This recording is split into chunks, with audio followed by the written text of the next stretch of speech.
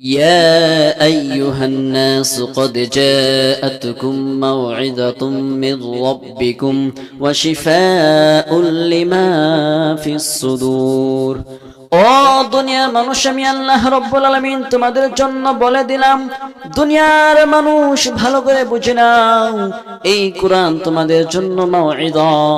মাউইযা মানে ওয়াজ, মাউইযা মানে দিক নির্দেশনা, মাউইযা মানে তোমার যা যা লাগবে আমি আল্লাহ রাব্বুল আলামিন এই কোরআনুল কারীমের ভিতরে ঢুকিয়ে দিলাম। তোমার রাষ্ট্র কিভাবে চলবে, তোমার সমাজ কিভাবে চলবে, তোমার পরিবার কিভাবে চললে ভালো চলবে, আমি আল্লাহ রাব্বুল আলামিন এই কোরআনুল কারীমের ভিতরে আগে ঢুকিয়ে দিলাম।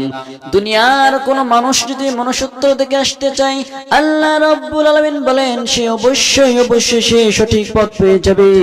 ও মুসলমান, ভালো করে বুঝে রাখেন, ভালো করে জেনে রাখেন, আপনার মহল্লায় একজন হিন্দু দোকানদার, কি আপনার মহল্লায় একজন হিন্দু দোকানদার, সে 2 নম্বর মাল এনে 1 নম্বর বলে বিক্রি করে দেয়, ওজনের পাল্লায় কম দেয়। এখন বলেন মুসলমান, ওই হিন্দুরা কি ভালো হিন্দু না খারাপ হিন্দু? খারাপ হিন্দু।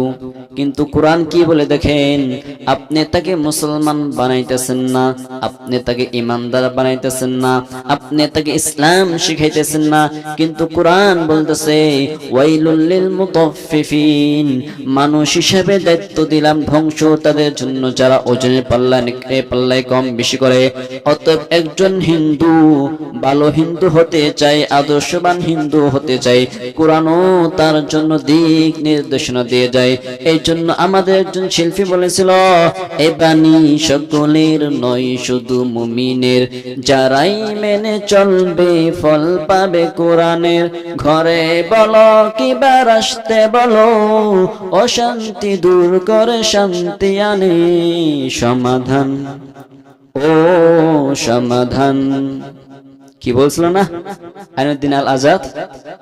আল্লাহ রাব্বুল আলামিন তার কবরকে জান্নাতের টুকরা বানিয়ে দিক।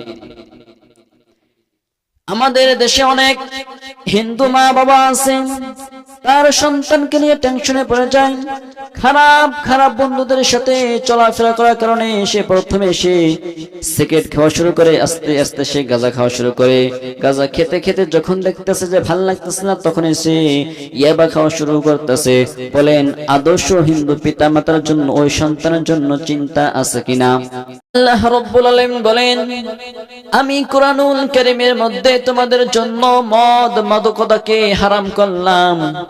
দুনিয়া কোন হিন্দু যদি ইসলাম নাও মানে, ইমানদার যদি নাও হয়, মুসলমান যদি নাও হয়, আল্লাহ রাব্বুল আলামিন বলেছেন তুই যদি কোরআনের এই মাউইযাটা গ্রহণ করতে পারো, তাহলে তুমি দুনিয়াতে একজন আদর্শ, একজন ন্যূনতম মানুষ হতে পারবা।